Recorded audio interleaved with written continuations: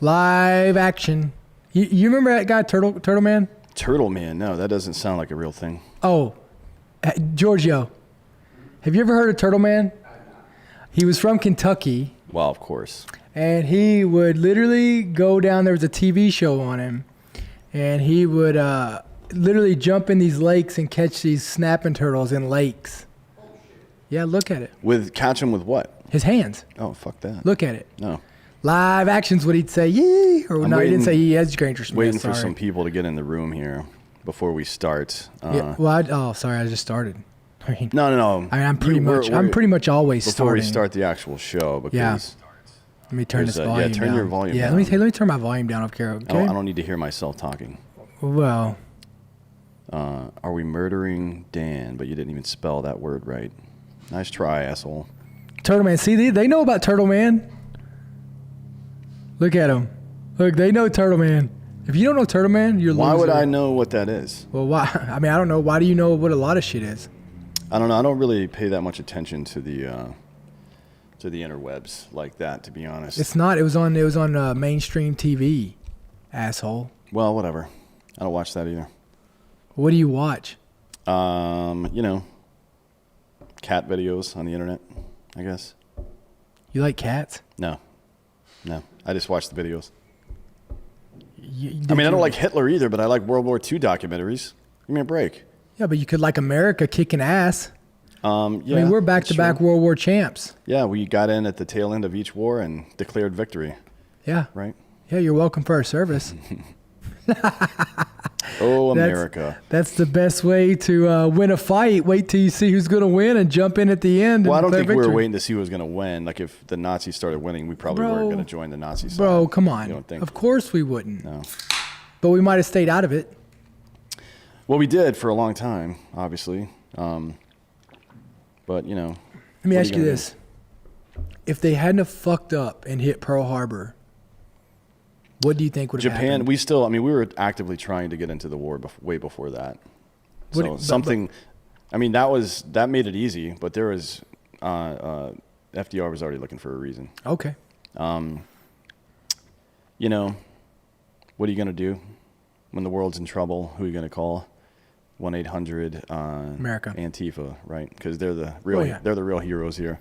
Well, we should definitely take a moment right now and thank Antifa for their service. Yeah. Let's take a moment of silence. Thank you. Yeah, there we go. All right.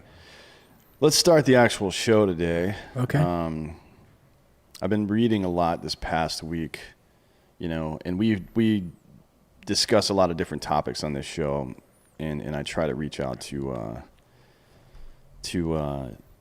people in the audience to hear what they, want to hear about, obviously, because we like this to be an open discussion. So if we can talk about it on here, then, we can get feedback from the audience, and the more brains working on something, the better, I feel like. So one of the things I've been reading about this week, and the title of this show, I can see your phone, by the way. You can? Yeah. That's good. I'm over here looking at American Party Podcast. You should questions right now.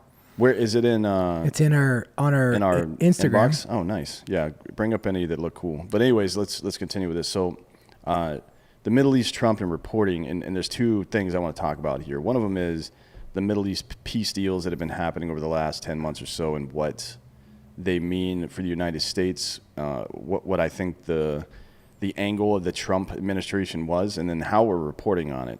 And one of the things I wanted to do was pick a random article on CNN, especially. Look at the headline and then go into the body of the email and see what they're actually talking about and see if there's any congruity between the flash and the bang. There's usually not. No, it's crazy. But instead of doing that today, I took this specific point and decided to expand on it a little bit. So I think... We've spoken about this a number of times before, but the world's kind of in trouble right now, especially America, because there's no standard of authority to appeal to. You know what I mean? There's no standard. If you go into a math book, you can figure out on your own what 1 + 1 is.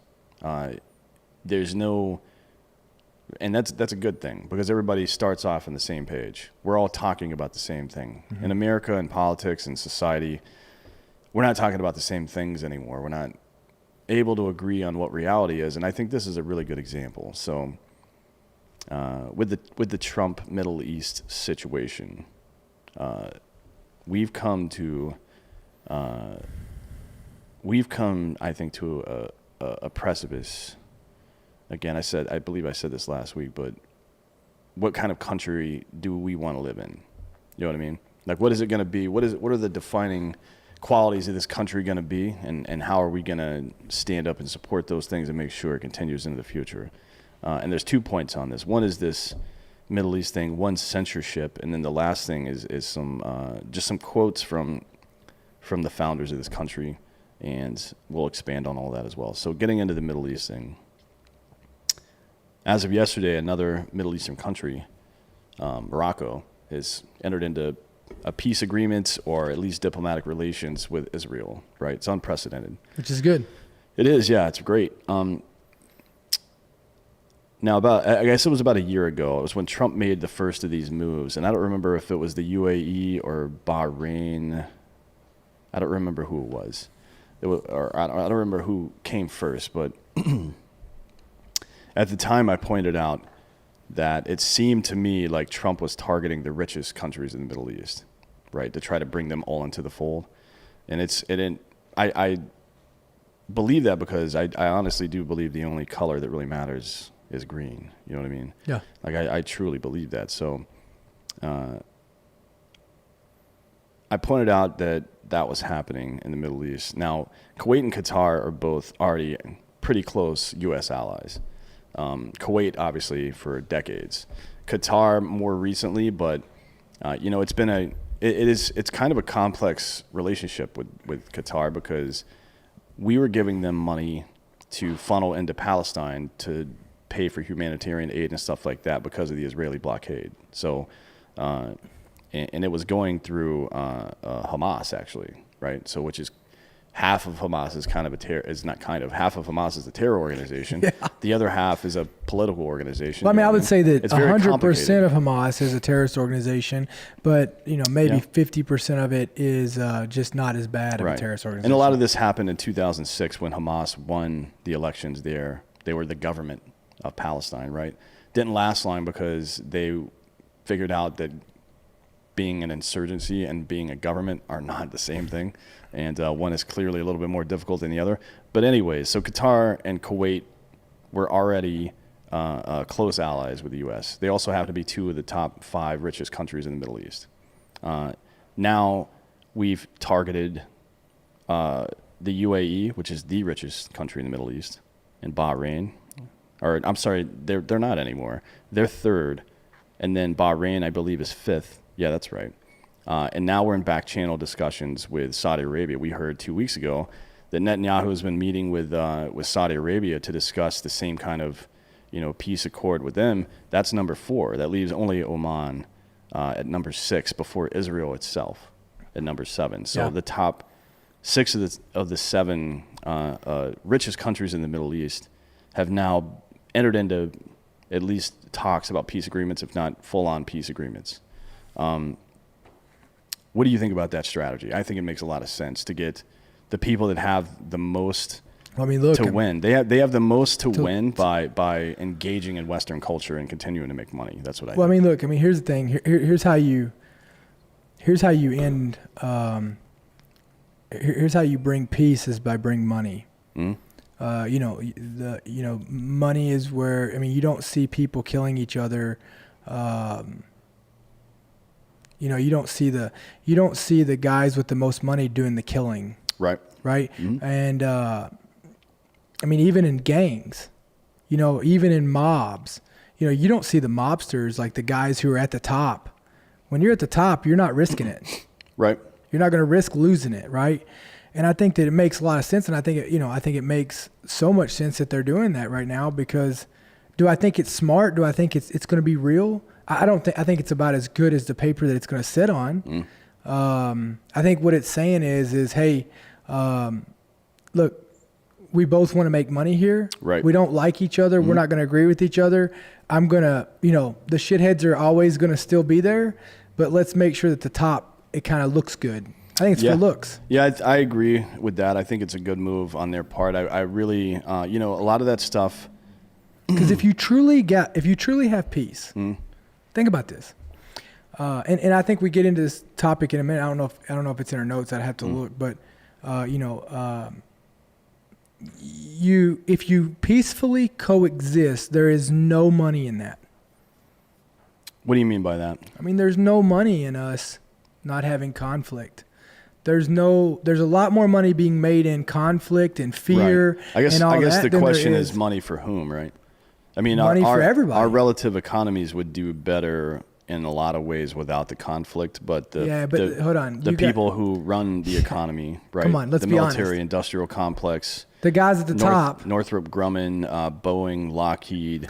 Let me say this. The guys who are in making the conversation, the guys who are in having the conversations, who are making decisions on behalf of peace and on behalf of decisions on this country, right? It's not in their best interest for there to be peace and to coexist. Of course not. They got to the top for a reason. It's not in OPEC's best interest either to have peace in the Middle East. It's not, but it looks good because they can jack up the price of oil anytime they want. Anytime there's any conflict, they can just jack up the price of oil, regardless of if it's actually necessary. Do I think it's a good step? Yes. Do I think it's real? No. I think it's the same thing as the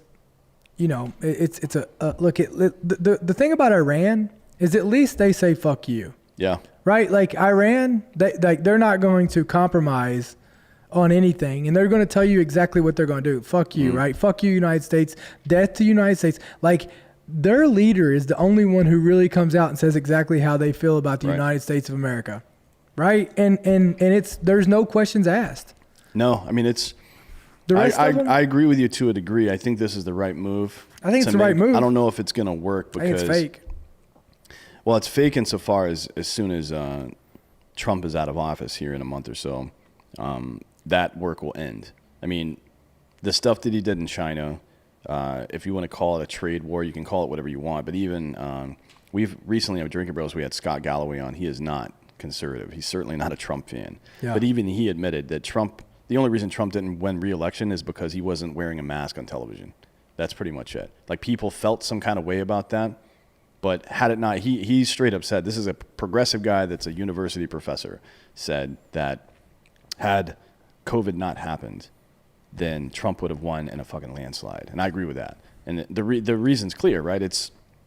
I don't know, man. The way he handled China, the way he bolstered our economy, the way he reduced the unemployment rate historically low for black and brown people, the way we secured our borders and blah, blah, blah. Everything he said he was going to do, he did a pretty good job of doing, except for draining the swamp. I think that might have been an undertaking. Yeah, but he exhausted us with his fucking... With his nonsense, with his nonsense. And that's what I said. That's what I said to Galloway as well. I was like, look, Trump had a lot of the right answers to these questions, and he was such a piece of shit that nobody would listen, and that makes him as culpable as people that are wrong. No, I mean 100%, right? Like if you've been a piece of shit your whole life, why should we all of a sudden think you're going to change? Right, yeah. And it's, it is what it is, and I think he's got the right answer here too as well. Like the premise that we push a lot when it came to social justice, ultimately, I figure that is an economic inequality issue. I truly believe that. I don't think a lot of white people in America are walking around with hate for minorities in their heart. I don't believe that because I just don't see it, man. No. I mean, I'm sure there are plenty of people like that. There's plenty of assholes. Even if 2% of any population are just shitbags. So 2% of 330 million people, that's a lot of people. So there's a lot of people that are assholes out there. However, the theory that economic equality will put everybody on the same moral playing field, I believe is a real thing. And I think that's exactly what Trump's trying to do here. And it is the same roadmap that we should, the stuff that he's doing in the Middle East, getting all the big players involved and making sure that they're getting involved with Israel, who's been targeted for the last 70 years, basically since it's existed, is a really good move. Put all these people, make sure that the economic interests of these countries are tied to the survival and the independence and the economic success of Israel. That is the best way you could ever do this. It's the same thing with China. It is, yeah. It's us and China. Yeah. And we should, look, instead of China is a bad actor on the international stage. I believe that, but our goal shouldn't be to defeat China. Our goal should be to force China to work with everybody, right? That's the goal. And it's when we're talking about these large corporations in America and politicians and people that are the ones who are actually oppressing black and brown people, we have to get them on board as well with the same shit. Like, and it's if we're able, like, think about it this way: if we're able to get these major, super wealthy Middle Eastern countries to get in a room with Israel and then actually sign peace accords with them, you're telling me we can't map that onto American culture and make sure that the people that are suffering the most in this country get involved in the same way in the economy and get the success of Walmart but if you and Target do that, and Amazon and everybody else is actually tied to the success of the people. That's how it should work, right? But if you do, if you do that, first off, there's no accountability. I mean, you can go out and get credit cards all day long. Like, there's no, sure. People, we're setting people up for failure on debt as well. But right. I mean, all the way from, like, we had the conversation the other day, all the way from the start, the government finds a way, or, we find a way to stack the odds against you by this idea of education. Well, you start as soon as you become an adult with the odds against you. It's funny. After we talked about that, you and I had a pretty good debate on that, and I got tons. Me too. Tons of DMs and emails and all sorts of stuff with people sharing their personal experience. Like, you know what? Yeah, I was 17 years old, and everybody my entire life told me I had to have a bachelor's degree from a major university or I would be a failure in life. So I came out with 30 to 50K in debt, and I had no idea what the fuck I was doing. Yeah. That is predatory. Yes. And it's not predatory necessarily. Like, look, we outlined how universities are preying on people. We outlined how the banks who are giving these loans are the same predators that were giving subprime mortgages to people back in the mid-2000s. But it's predatory as a culture on our part. We've misinformed. We failed our kids. We failed 2 generations of children now. We failed them by not providing them real options, by not making sure the universities couldn't take advantage of them and all that stuff. They got plenty of fucking options. They do have options. They have plenty of options. An option that you're not aware of or you don't feel is a real option. It is up to the greater United States to instruct these kids. They don't know shit. You were dumb as fuck at 17, so was I. Absolutely. I was but then dumb. Why can they vote for president? Well, that's a whole other situation. Then why? You know what I mean? Like, if you can't make these decisions at 18, right? But on the backside of it, let's throw this back out. Yep. I could go sign up to fight for this country at 18. Mm-hmm. So, I mean, I think it has nothing more to do than responsibility on these kids. Correct. I think it's like, hey, go do your own fucking research. Mm-hmm. Go make your own decisions. Well, that's a lot easier now than it was 10 years ago, right? Well, 100%. Like, I mean, it was impossible 10 years ago to find any of this shit out. And for to be honest, with the way that the media works these days, and one of the things we're talking about now is how the media covers things and how they censor things. If they're economically invested, monetarily invested in big education, as it were, then they're not going to allow that information to get out. Or they're going to pollute it in some way, like write articles to the contrary, right? Yeah, but listen. Because it's got to be somebody, for the media, it's got to be somebody they don't like. Man, I don't need to look at the media. It doesn't matter about the facts. Check this out. I don't even have to pull up this whole Google machine. Hey, Dan, how many degrees you got? 4. How much did that cost? Cost me $0. But how much would it cost you if you hadn't gone to the military? A lot. I don't know. Like fucking $500,000. Probably. $500,000? Yeah. Hey, could you tell me, like, your success that you have right now, how much is that based off those degrees? I mean, that's a good question. I think the process. How often do you use them? How often do I use them? Every day, I guess. Right? I don't use specific information necessarily from. Would you be where you're at today? Would you be able to do your job you do today without those degrees? No. Without the experience, no. The information I could have gotten anywhere, but the experience was important, right? What part of learning how to write long form content papers, learning how to write 50, 100, 200 page papers is important. That's pretty fucking expensive. It is, yeah. It's too expensive for that, yeah, for sure. It's not. There's no return on investment for it, for sure. Yeah. But it is what it is, and again, it's something that I was told was necessary, and I did it, right? I just happened to be clever enough and lucky enough to get into situations where it didn't cost me everything. That's one of the things I heard most. People were like, fuck, man, I was lucky enough that somebody told me. Those are the success stories that I've heard. It's not, I got on the internet and figured out this is bullshit. I was lucky enough to have some truck driver come up to me and like, hey, you know what? You can go get that degree in literature and do whatever the fuck, or get that business degree and go work on Wall Street and make whatever money and work this amount of hours a day. Or you can go do this fucking blue collar job. You can be a welder and make $120K a year, right? Yeah. And your small town, that you don't have to leave your town to do that job. You want to be close to your family. You can do that job, make a lot of money there, and then, and live the life you want to, where your dollar goes a lot farther. Those are the success stories I heard. Somebody told me. Somebody grabbed me by the chin strap and said, hey, you don't have to do this. And that's what is imperative on us. And we can't, this is what Trump is trying to do on the global stage right now. It's the most impressive thing, in my opinion, that he's done, because Israel's existed since 1948. And not one president, not one secretary of state, not one ambassador to any Middle Eastern country has been able to do what he did in less than 4 years, right? As a matter of fact, it took about 2 years to get it done. It is very impressive. So one of the things I want to get to next is, before we get to the censorship part, is why do you think Trump gets no credit for this, even from Fox?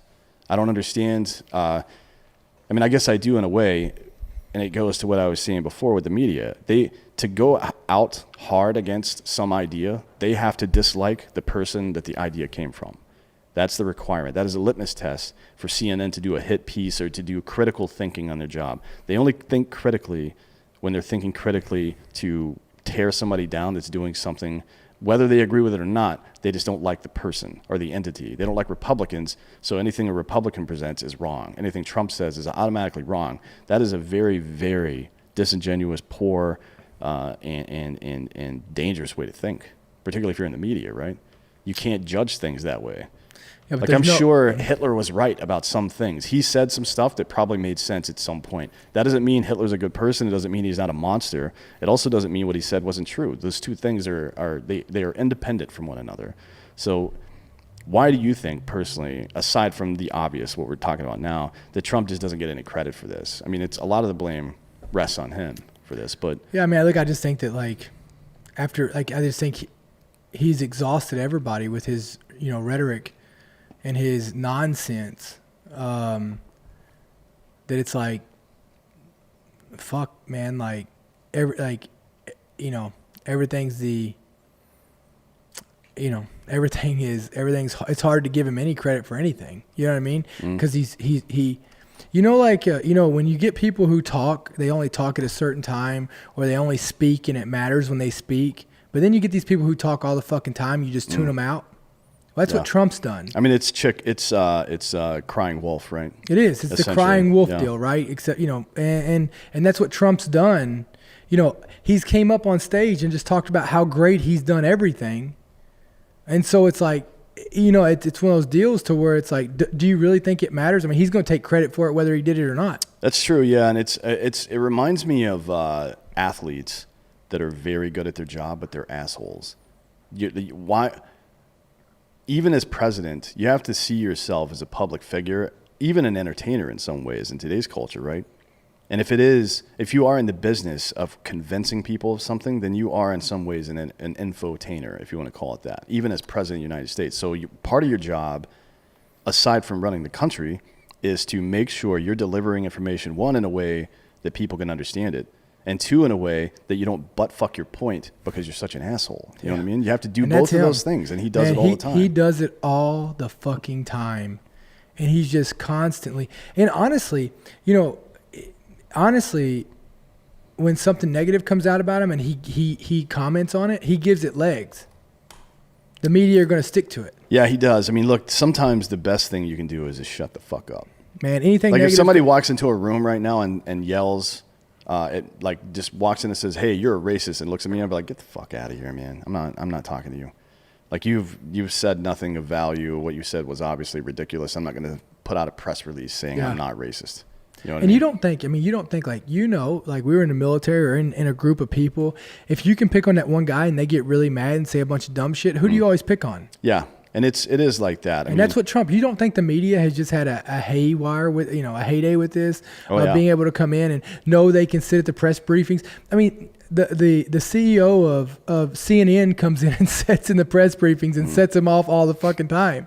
You know what I mean? SNL has made how many views has SNL got off of fucking with this president because he reacts to everything. Yeah, he's affected is the word for that. He's so emotional, man. He is so emotional. He's very affected, but he's and it's sad, to be honest. It is, and that's the part.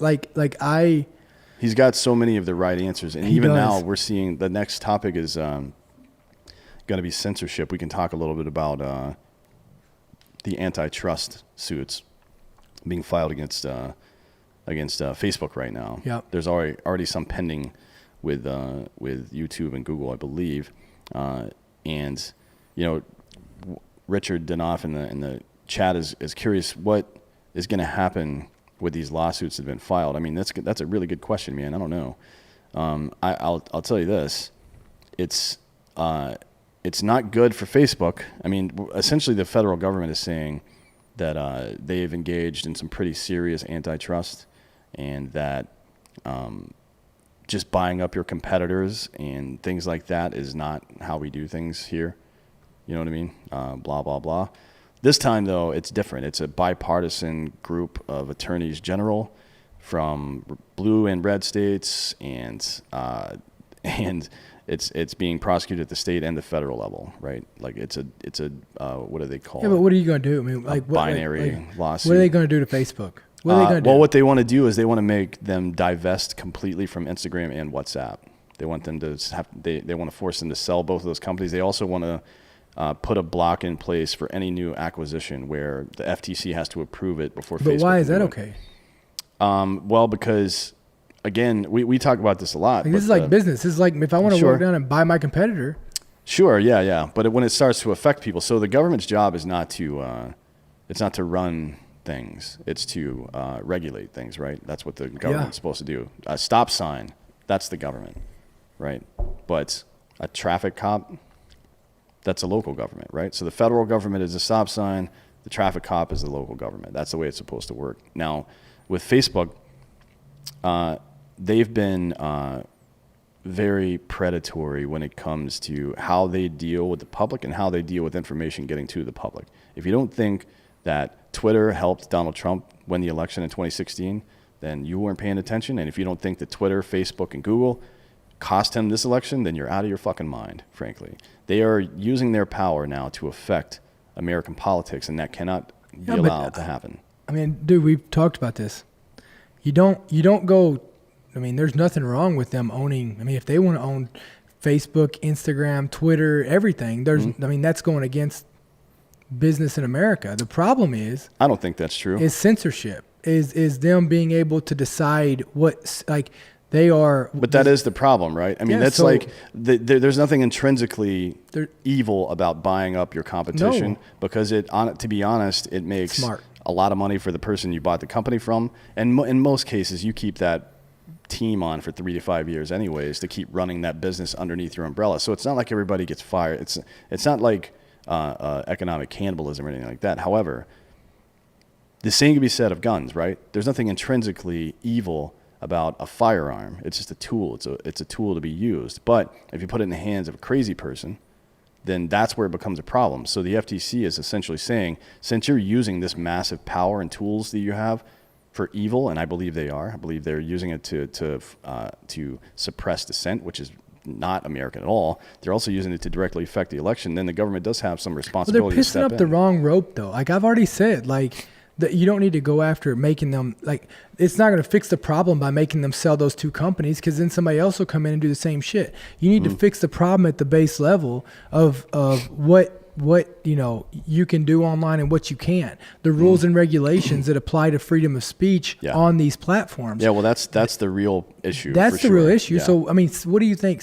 So you're going to sell Instagram and WhatsApp to somebody else who's just going to get in bed with Facebook? Probably, yeah. I mean, it's under somebody else's name. Again, yeah, I don't think there's any teeth in this at all, and it'll never happen. So we'll pivot into the censorship part, because this is the actual issue that's going on. So even in this week, where Google's already facing an antitrust lawsuit, and Facebook now, in the same week that Facebook, this massive one against Facebook gets announced, YouTube/Google announced that they're going to ramp up censorship in the coming weeks, particularly related to the results of the presidential election, right? They're going to start deleting any post that questions the results.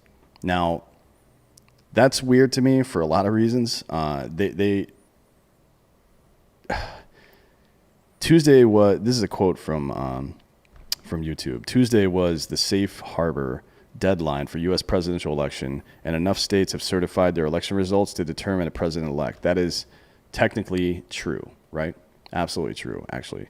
And then on December 13th, the certified election results will manifest themselves in the form of the Electoral College voting, and that will essentially be the end of that part of the process. However, I'll continue with their quote. Given that, we'll start removing any piece of content uploaded today or any time after that misleads people by alleging that widespread fraud or errors change the outcome of the 2020 U.S. presidential election in line with our approach towards historical U.S. presidential elections, blah, blah, blah. For example, we will remove videos claiming that a presidential candidate won the election due to widespread software glitches or counting errors. We will begin enforcing this policy today, and we will ramp up in the weeks to come. I don't know what ramp up in the weeks to come means. As always, news coverage and commentary on these issues can remain on our site if there's sufficient education, documentary, scientific, or artistic context. Now that is, they've made a rule. We're going to delete all this stuff. That we want to. As long as it doesn't have the sufficient, or as long as it, if we're going to delete it, if it doesn't have sufficient education, documentary, scientific, or artistic context. Now, who gets to regulate that? Who's the judge? They just decide what the fuck they're going to enforce and what they're not. Now, here's just a few things. We don't know if there was tampering or not. And based on what I've heard from the Dominion software investigators, I don't know that we'll ever know, because it seems like whatever may have happened, if anything, inside of that system, it would be impossible to tell after the fact. You know what I mean? It's like there's no camera in a room and there's a bowl full of jelly beans and you take one out. No one will ever know. So what's the point, I guess, of doing that? But to start deleting things that challenge the narrative that is presently under review by the judiciary in this country. I mean, if they didn't find at least the circumstantial evidence, and there's a lot, credible, then these courts never would have taken up these cases in the first place. Now, you could also argue that pretty much every case has been dismissed, right? There's still plenty pending, but everyone so far has been dismissed. And that's evidence to the contrary. But the fact that they're even taking up the cases means there was something wrong. There was something wrong enough that federal courts allow, because they can reject cases before they even get there. Or they had to show the public that hey, we need to do our justice on this, right? Like, hey, this is something that we need to look into, no matter whether there's anything to it or not. It's something that needs to be reviewed. Well, that's a good thing though, and that process is ongoing. So I think the fact that this stuff is presently under review by the judiciary in this country, deleting stuff like that, to me, is amoral. It's a clear attempt by YouTube and Google to at large to control the election, and they've been doing that for the entire election cycle. And let me say this, and that's a problem for everybody. If it comes out of our president's mouth, how do you delete it? I have no idea. I mean, it doesn't matter how stupid or crazy he is. It doesn't. He's the president of the country. Not only did he get elected last time, but 75 million people in America voted for him this time. You don't have the right, even as a private business. I mean, they're publicly traded now, so they're not really a private business. But even as a private business, you don't have the right, if you're the main source of something, to tell people they can't get their shit from you because you don't agree with it. That's not how that works. The phone companies went through this years ago. The internet went through this years ago. You can't tell people they can't use your product because you disagree with their politics. Yeah. That's not how it works. Your political party is not a protected class in this country. I don't think it should be. I don't think there should be any protected classes. Everyone should be protected the same. Yeah. If you discriminate against people based on who they are as human beings, that should not be okay, right? I don't know if it should be. Or what they believe in. I don't know if it should be illegal, though. I think that the market has gotten pretty good at correcting itself, right? When somebody goes too far in one direction, everybody's just like, shut the fuck up. Or they start spending their money somewhere else or whatever. That's why the market exists, and that's why light regulation sitting on top of a capitalist market has worked really well so far, right? So I don't know. I don't know where we go, because I don't think I'm with you. I don't think these lawsuits are going to have a lot of teeth, to be honest. I don't know how. Like, Man, it's over. What even happens if, like you said, if Facebook has to sell those two companies, or if Google has to divest in YouTube or whatever the fuck. Like, how does that work? So you'll never see anybody forced. It's kind of like TikTok. Where's TikTok at? It still exists. Did it get sold? I don't know. Did it? I mean, it was supposed to get sold to Microsoft and then somebody else, but I don't think anything ever happened. Whatever happened to that, right? It was going to get closed down on that date, right?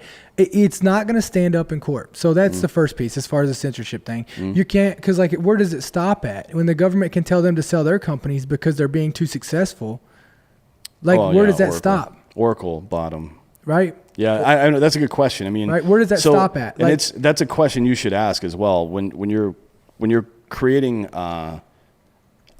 case law that would allow the government in the future to weaponize that. Yeah. That is a big problem. That's a big problem. Because, I mean, think about if Trump was the person that everybody thinks he is on the left, which is nonsense. Yeah. I mean, it's absolutely not. He's an asshole, but he's not a fucking despot. Yeah. I mean, that's just not true. It's a silly thing to say. We had Corinne Fisher from Guys We Fucked on Drinking Bros about a month ago. And she was like, I'm pretty sure they're going to have to drag Trump out of the White. Like, shut the fuck up, you idiots. Yeah. That's the dumbest shit I've ever heard. She was terrible on the show, by the way. Sorry. Yeah. Sorry, you were terrible. I don't know, even if he was the person they said he was, or I'm sorry, rather, if he was the person they said he was, or another person like him that is what they think he is, comes into the presidency somehow, right? I mean, then that person can do a lot of fucked up shit. Yeah. They can do a lot of fucked up shit, and that's why the Department of Homeland Security was a mistake. That's why the Patriot Act was a mistake. It's why these FISA warrants are a mistake, because they are so easily taken advantage of, and we've seen it every single U.S. president since this shit came out has abused that right. The Attorney General Barr right now has done it twice as AG. This is his second separate term as AG. In both cases, he's violated the Constitution and people's civil rights. Now, the sign of a good law is that it can be applied, and that it's clear, it's concise, and it is enforceable, right? An unenforceable law is pointless. It's just fucking ink on paper. Yep. The other part of it, the fourth part that nobody ever talks about, is how can this be used against us? Well, I mean, that's it, right? And here's the thing. If your justification is, because here's basically what the government's saying with this Facebook thing. They're saying, hey, we don't want to change the laws up, but what we're going to do is we're going to individually pick on you. It's like punting. Well, literally, this is or it's like sweeping dirt underneath the fucking refrigerator instead of sweeping it up off the ground. It's even worse. This is what they're saying. They're saying, hey, Dan, let's say you're Facebook. Or let's just talk about Drinking Bros. Hey, Drinking Bros, we don't like the way you're doing business because you're being too successful at running your business. We don't want to put any laws in place or regulations that you have to follow. So guess what we're going to do? Because we don't want to, because guess what? These laws and this is what's fucked up. These laws and regulations that we need to put in place to fix what we want, we just don't like what you're doing. And so if we put those in place, we couldn't use that further down the road. Correct. For our own benefit, like on YouTube. So what we want to do is we just want to split you up. And that's just really how it goes. Like you're too successful at what you're doing. Yeah, and they'll make the excuse. And I don't like how you're doing it. They'll make the excuse that, well, this is just what we could do at the time or something Where's like that stop right? at? Well, I can tell you where it stops, and you can see it all the time. And it's why, although I do give the FUDs, I guess, or the fucking threepers or whatever dumbass group of people that will just shout the shall not infringe portion of the Second Amendment without discussing any of the rest or the mountain of case law over the last 240 years.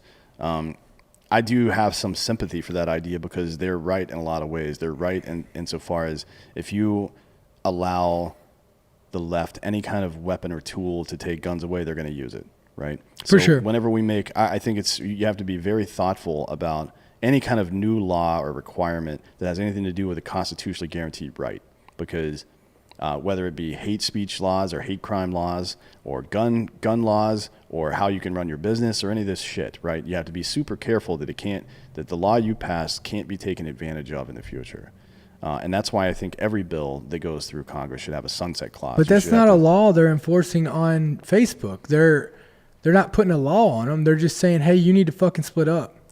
Right. Yeah. I mean, it's essentially doing nothing. It's nothing. And, right. and Facebook, and it will never stand in court. No, it will never stand in court. No, that's the problem. It depends. I mean, they could probably do it. I don't know how successful it would be. I guess we'll find out. We'll find out soon. It's not going to happen. We'll see. I understand it. I understand to the gun thing. I understand those folks out there that are completely intractable. They feel like if they give an inch, then the left will take a mile, and I get it. And in this scenario too, if we make bad laws or we turn this Facebook thing into the case law and Facebook will pay a $10 billion fine and go on about their business like it never happened, right? And they'll continue making money. But if that law is selectively applied at the lower level to small businesses, then people are fucked, right? It's just another weapon that the government has to use against us. And I think that is untenable. We can't allow it to happen. So with the gun piece, here's what I'll say on that. I don't think that gun owners truly hate laws on guns. No, 85 or so percent of all Americans want stricter gun laws. I think they just don't trust the people who are enforcing them. Correct. Period. Yeah, but you can't ever trust the people that enforce them. Well, that's the whole problem. point. Well, it's not a problem. That's the point of our government. We are designed as a country to be intrinsically distrustful of government, right? That's the whole, like, it's why I don't understand the way we do tax and economics in this country. We should get a line item budget every single year. At the end of every year, I want to know where When's the last time we approved a budget? Man, that's a good question. I don't know. I don't know. Probably before the Bush administration, to be honest. Think about this. This was one of the funniest videos I've ever watched, but it's so true. He did a video on this whenever they were trying to go after guns. He's a crazy dude, Ted Nugent. I like Ted. He's crazy as hell. He's crazy, but he's smart. Also a pretty smart guy. And I've actually been on a couple of shows with him. I spent a lot of time talking to him. He's not the guy that people think he is. Yeah. Well, he did this video one time called it's the Bill of Rights, not the Bill of Needs. Right. I don't need a Ferrari to go pick up my groceries, but I want it, so I'll drive it there. Right. You know what I mean? Like he talked about all these things. It's not the Bill of Rights, or not the Bill of Needs. It's the Bill of Rights. Correct. And but look, man, I think the government is pissing up a rope by trying to go after Facebook that way and not just standing back and saying, hey, check it out. We're going to put this regulation in place for this reason, and everybody has to abide by it. Yeah, I mean, that's certainly would be a better way than the selective application of things in the judiciary, in my opinion. I mean, these rules are so prone to abuse.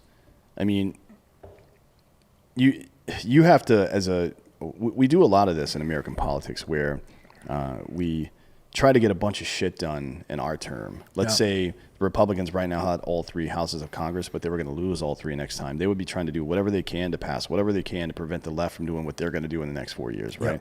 But what you should be doing always, regardless of who's coming in after you, is making sure that no bad actor can take advantage of the words that you put on paper that govern the people in this country. That should be your number one priority as a legislator. If your job is to write laws, you better goddamn be sure you're not writing something that's going to fuck somebody over, because that's how you get tarred and feathered. That's how you end up with all your tea in the harbor, right?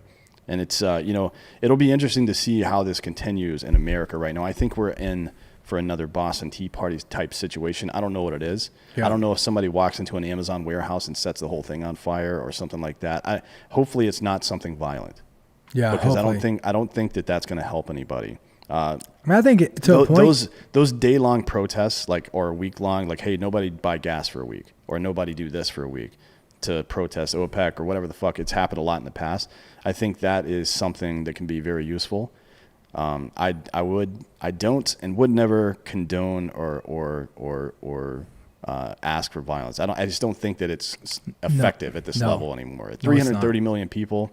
with a government with a GDP of $24 trillion. I mean, it's too large for violence to work at this point. Even if it was an acceptable answer, it just would not work now. So we've got to figure something out to fight back, because the government's not going to do it for us. What do you think? What do you think about Rush Limbaugh? I don't think about Rush Limbaugh, to be honest. So he's coming out and saying that there cannot be a peaceful coexistence. Well, that sells ad dollars. Of course. But it's fucking stupid. I mean, you and I don't think alike. A lot of my very close friends are people that are, I mean, I guess I'm a classical liberal, not neoliberal, obviously. Like, the left in this country now is crazy as shit. So is the right in a lot of ways, but the right is nowhere near as crazy as the left right now, in my opinion. Not. And I've entertained a lot of different progressive ideas because I want to see if they're on the right track. I don't automatically dismiss information just because it comes from a source that I don't personally identify with. I think that's a really ignorant way to go through life. However, the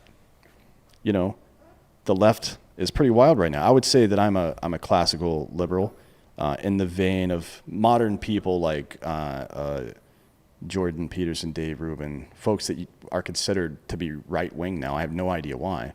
It's the fucking craziest shit I've ever seen. However, I know a lot of people that are progressive. I have friends that are. I have very, very close friends that feel that way, and acquaintances that I respect very much that feel that way. I don't think they're bad people for believing the things they do. I think they're wrong in a lot of cases. But when we have conversations, it typically goes something like, they say their point, I say mine, I unpack their point, and then they explain to me why I'm unpacking it in the right or wrong way. We both learn a little bit, and then we go on about our fucking lives. We don't get in a fist fight in a parking lot because they think that that all the student loan debt should be just absolved, because I don't believe that. I think there's a solution out there, but they feel this way and I feel this way, and we just discuss these things with each other. Rush Limbaugh's a cunt. Of course. Shut the fuck up. Of course. Mean, if you're out there and you've got it's kind of like Michael Flynn. Yeah, kind of, yeah. If you've got a platform that large and you're using it to foment division between Americans, you're not a fucking patriot, bitch. I'm with you. So take your old cancery ass and get the fuck out of life, because I'm done with it. Fuck him. Sorry. Oh, man. Well, sorry. No time for that shit. But you know what is great? Do you know it's really great? Well, there's Ghostbed that's great. Wow, Ghost Beds are great. They're still running 30% off on all bundles, right? Yeah. They've got this is the best time of year to buy. Ooh, that's loud. Yeah, it is loud. Are you getting a call? Do you got to go save somebody?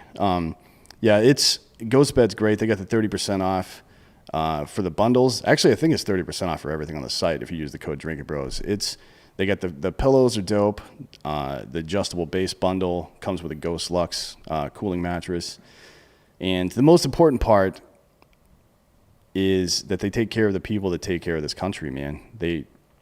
When COVID started, because before this, and everybody that watches the shows on our network know, because they followed this for years, we've had Ghostbed for years, they've always taken care of veterans and first responders and active duty military, always. That's been, since the company started, they've been doing a pretty hefty, at least 20% off for all those people forever.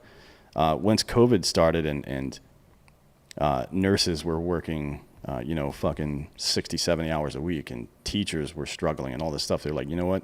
All these people that are critical to the infrastructure of this country, I'm going to do what I can to support them. That's patriotism. Yeah. Patriotism isn't saying, I just don't think we can coexist. That's not patriotism. Nope, not at all. Patriotism is saying, hey, you know what? These people are struggling right now, and I've got the power to help them, and I'm going to do that because they're my people. Yeah. And that's what Ghostbed does. Now, there's obviously a lot of more tangible benefits, like the 36-month pay-as-you-go plan, where you don't pay any interest. 20-year warranty? For 3 years. The 20-year warranty. It's one of the best companies that exists, in my opinion.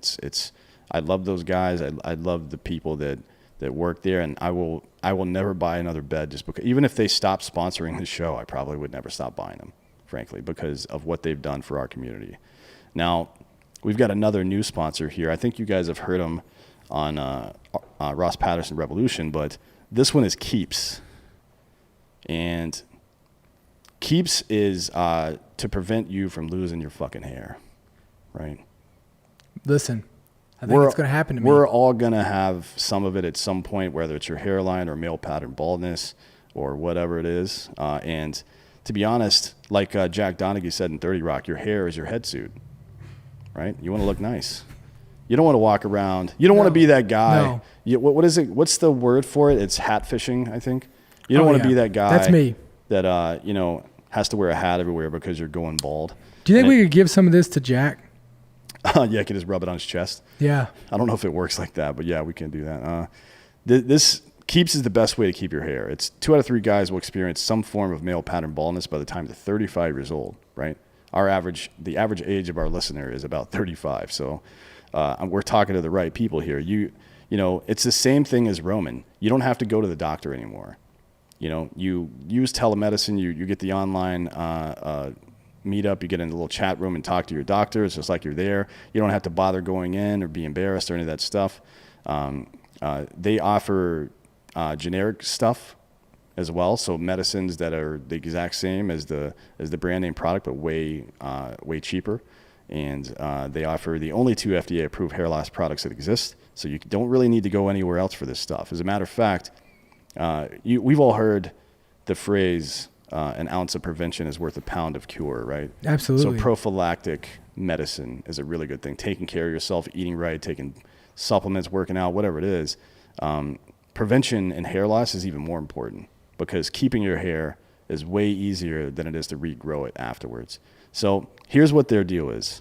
They've got more 5-star reviews on the internet than they've got over 100,000 of them actually, that's a lot. I mean, that is a fuckload of reviews. Their treatments start at $10 a month, man. I mean, what would you pay if you were going bald? Would you pay $10 a month to stop going bald? I think every human being on earth would say yes to that question. And here's what it is. You go to keeps.com. That's KEEPS.com/American Party. You receive your first month of treatment for free. Absolutely free. It's keeps.com/American Party. And, it is a life-changing situation, I think. Confidence, and, it's the sexiest thing that exists. Somebody was asking me the other day, a woman actually, like, are you a boob guy or a butt guy? I'm like, I'm a fucking confidence guy, right? The sexiest thing about a woman is if she's confident and feels sexy. Yeah. It doesn't matter if she's got big fake tits or not. That's not the point. The point is she feels sexy because if she feels that way, she's going to act that way. And it's the same for you. Whether it's in your personal relationships, in your life in general, or at work, whatever it is, the more confident you feel, the better you're going to perform. That's Do you feel sexy? Too sexy. Yeah. For my shirt, actually. Although Black Rifle is pretty dope, and so is P-Hub. So big fan of both. Drink a lot of coffee and watch a lot of porn. Do you really watch a lot? Yeah, I just keep it on in the background all the time. I don't want to miss anything, Yeah. Cool. So that's a new one. Make sure you go check that out. You know me, all you guys in the audience know me. I'm a biohacking guy. TRT, whatever it is, science, man. Make your body feel good. You only got this one life. Make sure that you're taking care of it. All right. So we're going to close this out. And I've got a question. And it comes with a couple of quotes, and I mentioned the founders earlier, so I want to read some of this stuff. The question is, what are we building exactly for our children? You know what I mean? And I don't mean buildings. I don't even necessarily mean the infrastructure of this country. I mean, what kind of intellectual base are we building for these people? So here's a quote from John Adams, the second president of the United States.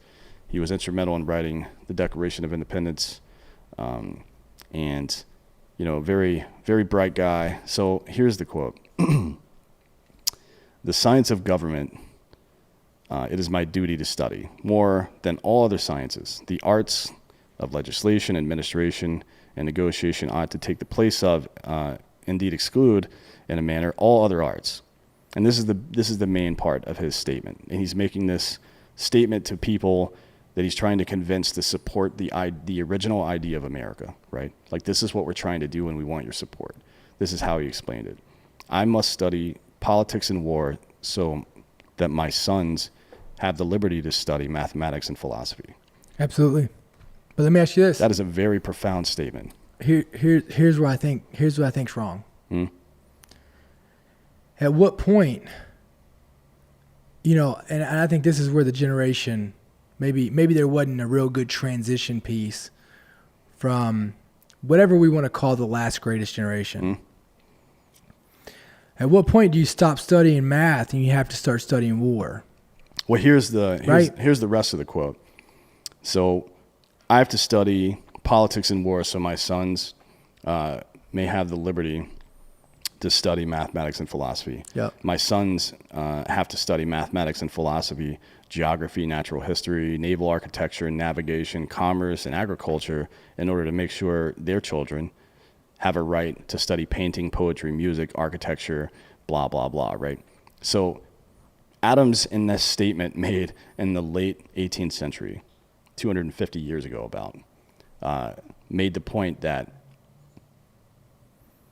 life, even in a closed system like America, is cyclical, right?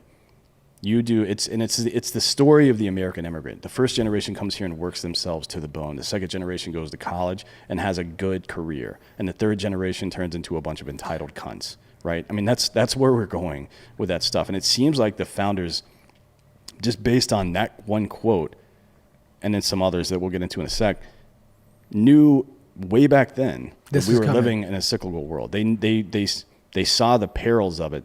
And here's how we know they saw the perils of it, because Thomas Jefferson, who was his vice president and his closest lifelong friend, said that the tree of liberty must be refreshed from time to time with the blood of patriots and tyrants. Now, I don't think he meant that we should be in a state of perpetual war, because Jefferson was a complicated man, despite owning a lot of slaves himself and even having sex with some of them, at least one, was on record multiple times saying that slavery was an abomination. He tried to add abolition to the Constitution and was told no by Ben Franklin and John Adams because they didn't think anybody would sign it, right, if he added that. Fair enough, I guess. Maybe incremental change is, progress of a kind. But no one thought we were done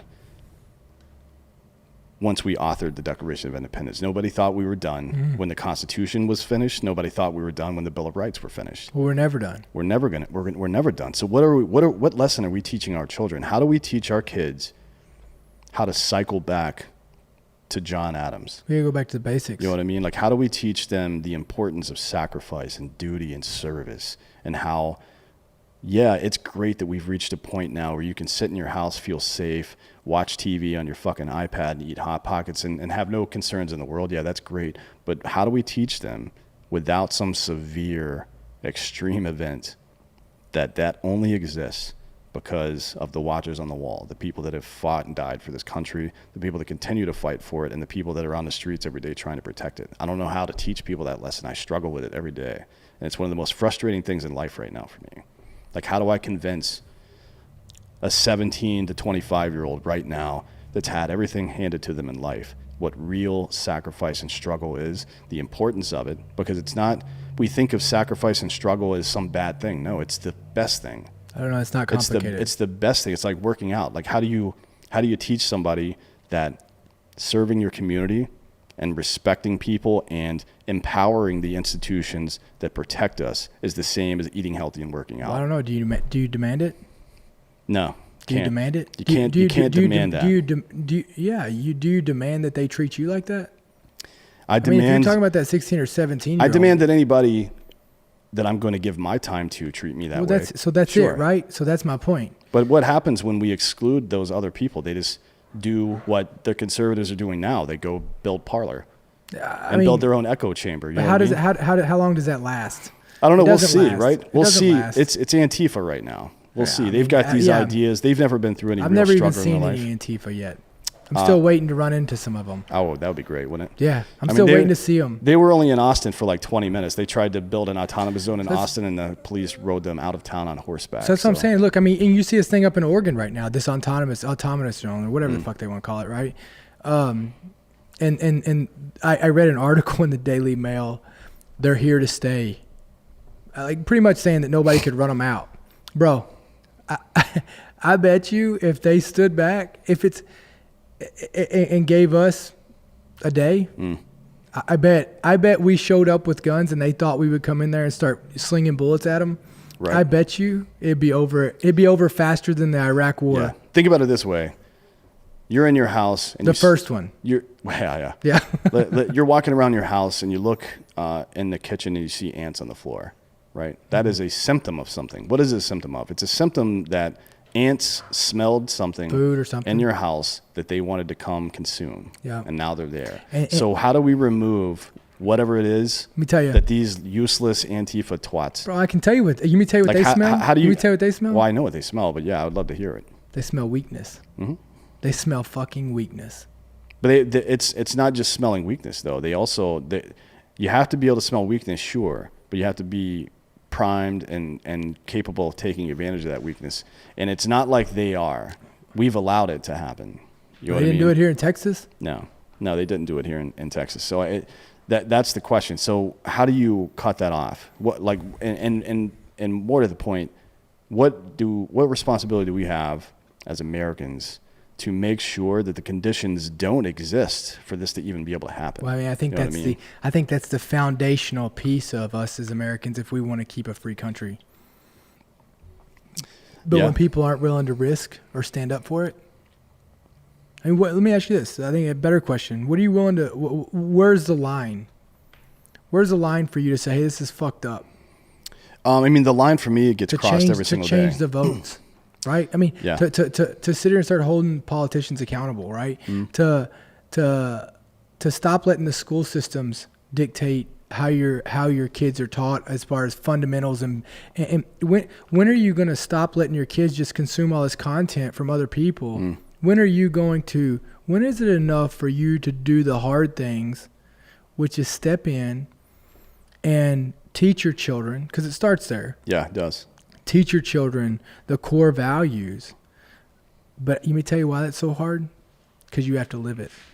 Yeah, you have to live it. You know, I challenge people every single day. I think I've been personally struggling the last couple of months, actually, with, you know, the weight of the responsibility of having this many people listen to what I have to say, because I feel like I should make sure I'm saying things that are usable, not just fluff or platitudes, and certainly not misleading. You know, if you've got a position of authority or power or influence, it is incumbent upon you to make sure that you're delivering information that will enrich and better people's lives. Otherwise, you are a piece of shit. 100%. Right? Like Rush Limbaugh, piece of shit, period. So I feel the weight of that. It's a struggle for me, and it's a struggle not being able to fucking convince more people. You know what I mean? I really am focused on trying to teach people how to think rather than what. So we talk about theory a lot more and unpacking things than we do about specific events. I don't think the majority of people, the shit that's out there on the news impacts the majority of people. No, probably not. People just want to fucking live their lives. People just want to live their lives. But it's not enough. People. I understand that the average American is out there and they just want to be comfortable and live their lives, but the time for that is done. The time is done for that. Yeah, we're losing too much ground for you to stay home and not be part of the fight. And I'm not talking about a fist fight. I'm talking about the fight where you teach your kids not just how to think, right, but how to be fucking leaders. Man, you got a ton of people right now that with work being shut off because of fucking government and stupid ass politics. Now's you got so many people who are sitting here people are primed just trying to fucking survive, just trying to feed their fucking families, just trying to get by another day, another year, another Christmas, another Thanksgiving after going a year without fucking, getting paid, trying to figure out how they're going to get through this year. I mean, look, you got people just trying to fucking survive in America now. And there's a lot of them. Yeah. And that's why we do all the charity stuff, to be honest. Like I'm in a pretty good spot, so I give a lot of money away. But not everybody can, but maybe you've got time. Maybe you've got kind words. Maybe you've got thoughtful words. Yeah. But the best thing that you can do is influence those around you, starting with your children or whatever children are around you. Maybe you don't have kids, but maybe you're an uncle or an aunt. Maybe you're in the Big Brother program. Maybe your friends have kids, whatever it is. Empowering that generation to see the world as it is and respect the idea of individual liberty and respect the sacrifices of others and also respect the pain of others, because life fucking sucks sometimes. But respect, I mean, that's one word, respect. Yeah, respect others. So, when I feel myself struggling on what to do, I know that I can't force people to think the right way, to be kind and generous and things like that. And I also try to be empathetic because a lot of people are going through a lot of stuff. So I don't want to judge somebody who's they're so concerned about where their next meal for their kids are coming from that they can't think about anything else. I'm never going to judge that person. Yeah. Because I would kill in that situation to get food for my kids. Absolutely. So I'm not going to judge them because they're not living up to some standard. But what I will do is the people around me that are successful and capable, I'm going to shame the fuck out of them. If you don't give the same amount of money that I do, then fuck you. Absolutely. If you don't spend the same amount of time trying to help people, if you're out there saying stupid shit like Flynn and Limbaugh and all these other dumb-dumbs are saying, then I'm going to fucking shame you openly as much as I can because you don't. It's called accountability. Yeah, it is. And that's the only real tool any of us have. Yep. Because Accountability. Violence won't work. You can't force somebody to be a good person. No. At the end of the day, you can force them while you're there, or you can build a mechanism to force them, but it's not real, which means it will not carry into the next generation. And that's the whole point. People have to feel bad when they're not doing enough. You should feel guilty if you're not doing enough for your country. Absolutely. You should feel guilty every and your single community. day. Yeah, so, you know, that is what it is. And I would love to hear from the audience. You guys hit us up in the comments section on this YouTube here, or hit us up in our DMs, American Party Podcast on Instagram, and we'll get back to you. But I'd love to hear what your thoughts are on this and how you think, we can turn this whole thing around. Absolutely. I think people, like you said before, people are tired of the overreach. They're tired of the misinformation. I think right now, this point in America is primed to make some kind of big change. Yeah. And I'm, as difficult as a lot of this is, I get excited thinking about that. So, let us know what you guys think, and we'll see you in hell. Hey. Right? Hey. Yeah. We'll see.